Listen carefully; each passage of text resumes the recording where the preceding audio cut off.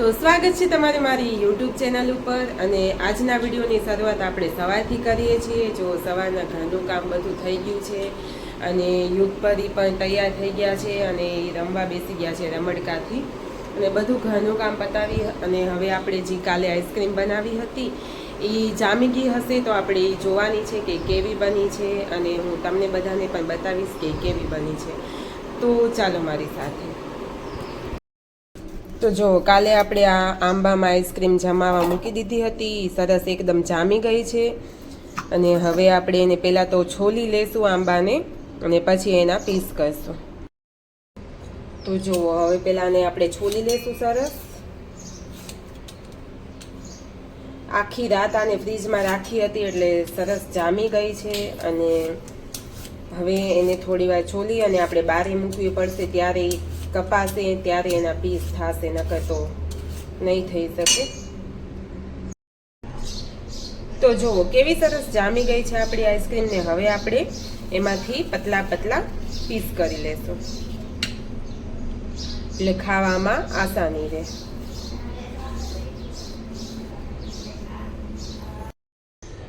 તો જુઓ બનીને તૈયાર છે આપણી મેંગો આઈસ્ક્રીમ।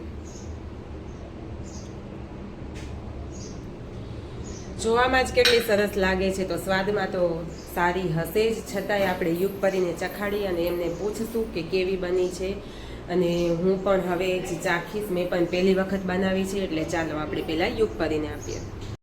તો ચાલો આપણે યુગપરીને ચખાડી અને યુગપરીને પૂછીએ પહેલાં તો કે આઈસ્ક્રીમ કેવી બની છે, કેવી બની છે ચાખીને કહો તો। યુગ મસ્ત બની છે તો બસ। તો જુઓ યુગપરી તો આંબાવાળી આઈસ્ક્રીમ લઈને આવી ગઈ અહીંયા રમડકા સાથે રમવા કે અમે રમતા રમતા ખાશું અને હા હું પણ હવે મારો એક પીસ લઈ અને ચાખીશ કે કેવી બની છે। આઈસ્ક્રીમની રેસીપી મેં ગઈકાલના વિડીયોમાં મૂકી છે અને ચાલો આપણે પણ ચાખીએ કે આઈસ્ક્રીમ કેવી બની છે।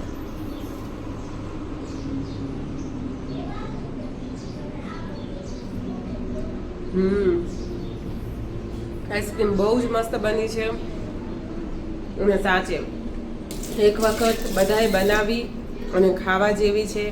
મેં રેસીપી બતાવી છે એવી રીતે બનાવશો તો એકદમ સરસ આઈસ્ક્રીમ બનશે। અને તો સાંજનો સમય થઈ ગયો હતો અને મારે તો આજે બનાવવાની હતી સૂકી ભેલ। તો મેં એ સૂકી ભેલ બનાવવાનું કામ હાથમાં લઈ લીધું। સૌથી પહેલાં તો આપણે ટમેટાં લઈ લીધા અને તેને સારી રીતે પાણીથી ધોઈ અને ઝીણા ઝીણા સમારી લીધા અને પછી લીલા મરચાં લઈ લીધા। લીલા મરચાંને પણ ઝીણા ઝીણા સમારવાના હતા તો આપણે એ કામ કરી લીધું અને ત્યાં બીજી બાજુ બીજી તૈયારી પણ હાલતી હતી અને સાંજનો સમય હતો એટલે મારે ચાય પીવાની પણ બાકી હતી તો હું એક બાજુ ચાય પણ સંભાળતી હતી। સાથે સાથે આપણે લીલા ધાણા પણ મોરી લીધા ઝીણા અને હા ડુંગળી વગર તો સૂકી ભેલ બને જ નહીં તો આપણે ડુંગળી પણ એક પીસ લઈ અને તેને ઝીણી ઝીણી સરસ સમારી લીધી છે। અને હા આ બધું આપણે સમારી અને પછી એક તપેલીમાં અથવા વાટકામાં મમરા લઈ લેવાના છે। મમરા વઘારેલા પણ લઈ શકીએ અને સાદા પણ લઈ શકીએ। એમાં આપણે ઝીણા સમારેલા ટમેટાં નાખી દઈશું, કાકડી નાખી દઈશું, ઉપરથી આપણે ડુંગળી નાખી દઈશું અને હા આમાં સાથે સાથે આપણે નાખી દઈશું લીલા મરચાં। જો તીખું ભાવતું હોય તો આપણે લીલા મરચાં વધારે પણ નાખી શકીએ અને એમાં લીલા ધાણા નાખી દઈશું। અને હવે આની ઉપર આપણે નાખવાનું છે મિક્સ ચવાણું અને સાથે સાથે ઝીણી સેવ।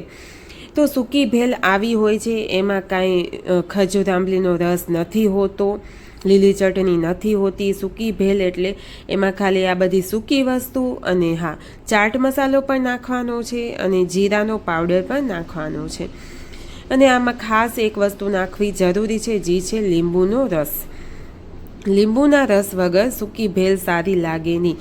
તો આ બધી વસ્તુ આપણે મિક્સ કરી અને એને સરસ હલાવી લેશું। અને હા બારે જે આપણે દરિયા કિનારે કે ક્યાંય ફરવા જાય છે મેળામાં તો ત્યાં જે સૂકી ભેલ મળે છે આ સેમ એવી જ બને છે। એટલે આ ભેલને આપણે ઘરે બનાવી અને આપણે એને હવે એક છાપામાંથી કોન બનાવી અને એમાં સારી રીતે ભરી લેશું એટલે જે બાની ભેલ હોય સેમ એવી જ લાગે છે. તો જુઓ મેં એક છાપું લઈ અને એને સારી રીતે આપણે કોનની જેમ શેપ દઈ દેવાનો છે અને એમાં આપણે આ સૂકી ભેલને ભરી લેવાની છે. અને સૂકી ભેલને આમાં ભરી ઉપરથી આપણે થોડીક સેવ, થોડાક લીલા ધાણા અને લીંબુ આ બધું મૂકી દેવાનું છે જેથી તેનો સો સારો આવશે. અને જ્યારે આપણને ઘણી ભૂખ ના હોય, ઓછી ભૂખ હોય ત્યારે આવી હલકી ફૂલકી સૂકી ભેલ ખાઈએ તો બહુ જ સારું રહે છે અને આ જરાય ભારે નથી લાગતી અને ખાવામાં પણ બહુ જ સારી લાગે છે. તો તમે પણ જરૂરથી ઘરે એક વખત બનાવજો અને આ રેસીપી મારી કેવી લાગી મને જરૂરથી કહેજો. તો આ કામ પતાવી અને મેં બારે આવીને જોયું તો રોહિત લોડે લઈને આવ્યા હતા અને યુગપરી તો એના બકેટ ઉપર બેઠા હતા અને એમ કહેતા હતા કે પપ્પા અમારા બંનેને ઊંચા કરી દો, એક વખત ઊંચા કરી દો એમ કહેતા હતા. તો એના પપ્પા પણ માની ગયા. તો છોકરાઓને આવું બધું કરવામાં બહુ મજા આવે. અને હા, આમાં બેસીએ તો સેમ આપણે મેળામાં જે હોળીમાં બેસીએ છીએ ને એવી ફિલિંગ આવે. એક વખત એના પપ્પાએ કર્યું તો હજી જીદ કરતા હતા કે પપ્પા હજી એક વખત. તો હા, એના પપ્પા તો જી કે યુગપરી કે એ જ માને છે. એ વાત તો છે બાકી સાચી. એટલે રોહિતે એમને બીજી વખત ઊંચા કર્યા અને નીચા કર્યા અને પછી એમને થતું હતું મોડું એટલે પછી તો એ માન્યા નહીં અને પછી યુગપરીને ના કહી યુગપરીને નીચે ઉતારી અને પોતાના કામ ઉપર હાલ્યા ગયા. તો જુઓ બાળપણની કેવી મજા છે કે જેમ આપણે મન પડે એમ કરી શકીએ અને કોઈ આપણને કહે પણ નહીં. અને રાતે પછી મારે બનાવવાની હતી કોલ્ડ કોફી તો મેં એ કામ હાથમાં લઈ લીધું. તો મારી ચેનલને કરી દેજો સબસ્ક્રાઈબ.